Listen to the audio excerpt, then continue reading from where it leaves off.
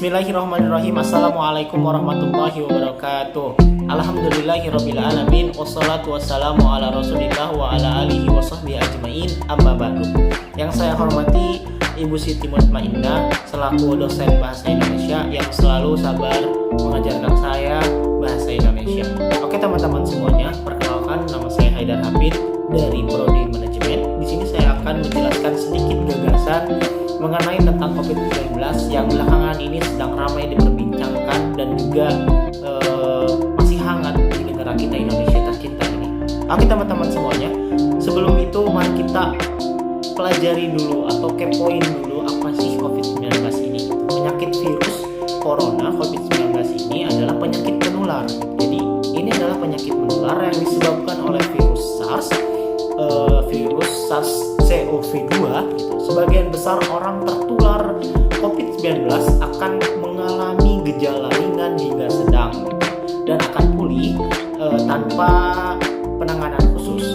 Jadi kalau seseorang tertular dengan mendapatkan gejala yang ringan hingga sedang, maka ini akan sembuh dengan sendirinya. Adapun dengan apabila mendapatkan gejala yang serius atau parah gitu, maka ini memerlukan penanganan medis dengan cepat. Banyak gejala yang akan terjadi jika seseorang tertular COVID-19 ini. Di antaranya dibagi menjadi 3 bagian, yaitu gejala umum, gejala yang tidak umum, dan juga gejala yang serius. Untuk gejala yang umum, korban yang tertular COVID-19 ini akan merasakan demam gitu. Setelah itu batuk, kelelahan gitu, kehilangan rasa atau bau. Dan ini adalah salah satu gejala yang umum gitu yang banyak orang rasakan ketika tertular COVID-19. Namun gejala ini masih bisa hilang dengan sendirinya karena ini masih di tahap gejala yang umum. Lalu apabila sudah memasuki tahap gejala yang sedikit tidak umum seperti sakit tenggorokan, sakit kepala, sakit dan nyeri otot, gitu, diare, gitu, ruam pada kulit, gitu. Nah ini juga masuk ke dalam gejala yang sedikit tidak umum, yang mana ini juga bisa dengan sendirinya sembuh, gitu. Jadi cukup untuk menambahkan kekebalan tubuh kita saja.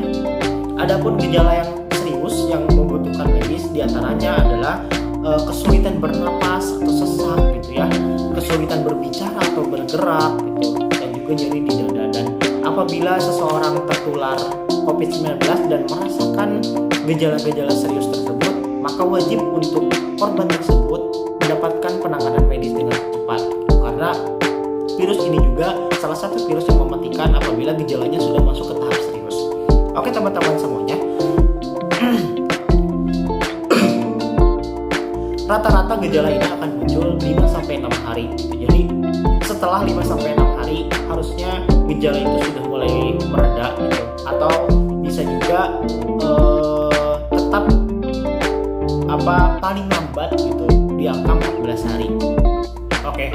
Lalu virus ini tuh dapat menyebar dari mulut atau hidung orang yang terinfeksi. Jadi virus ini tuh sangat mudah sekali menyebar gitu, karena ini penyakit penularan dan sangat mudah sekali menyebar melalui partikel cairan kecil ketika orang tersebut batuk, bersin gitu, bernyanyi atau bernapas.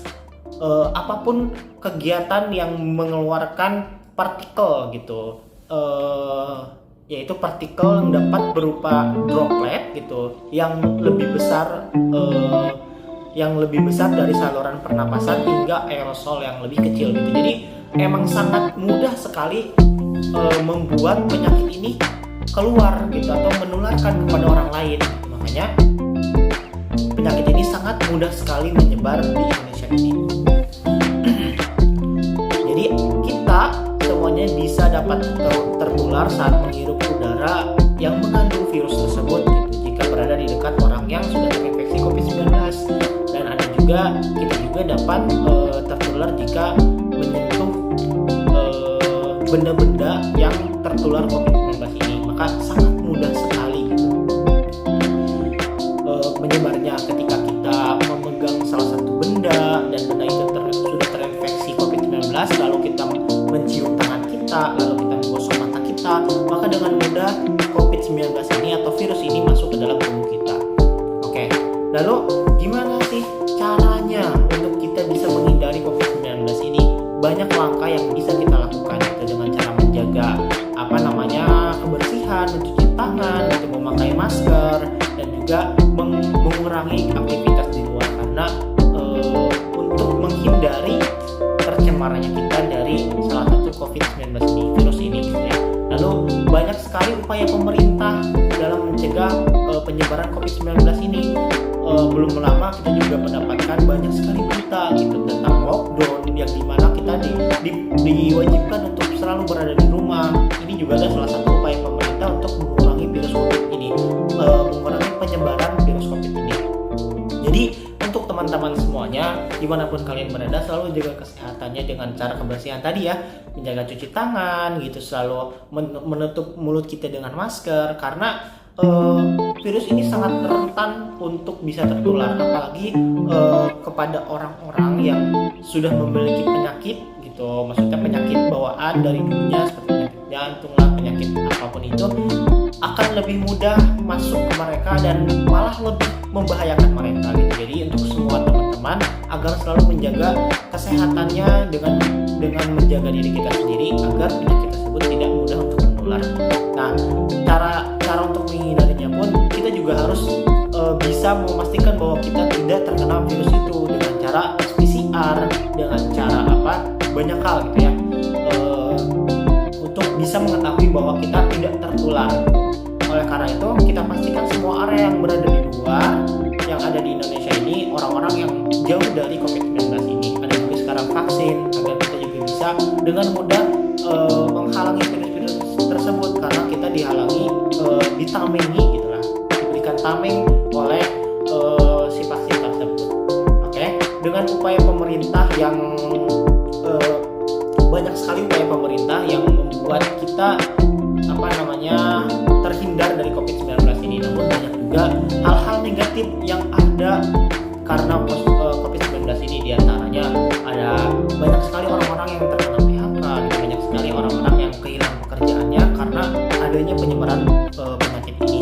Namun ada juga sisi hal positif dari COVID-19 ini, yaitu meningkatnya dengan secara pesat teknologi gitu ya, dengan adanya ini penyakit ini. Lalu juga saya rasa ini juga salah satu pintu, dengan adanya COVID jadinya kita banyak bisa melihat keajaiban-keajaiban yang sudah jarang gitu, seperti ada lumba-lumba yang sudah punah gitu ataupun yang lainnya, karena dunia saat ini banyak sekali mengurangi kegiatan di luaran sana gitu. Akhirnya polusi pun lebih menurun hingga dunia pun merasa lebih segar gitu. Jadi itu plus dan minusnya ada COVID-19. Mungkin itu saja gagasan yang saya bisa sampaikan kepada teman-teman semuanya mengenai tentang COVID-19. Mohon maaf apabila banyak kesalahan kata yang saya pilih untuk disampaikan. Adapun semua gagasan ini saya berikan karena saya ingin kita semua terjaga dari COVID-19 ini. Terima kasih untuk semuanya. Alhamdulillahirrahmanirrahim. Wabillahi taufiq wal hidayah, waridho wal inayah. Wassalamualaikum warahmatullahi wabarakatuh.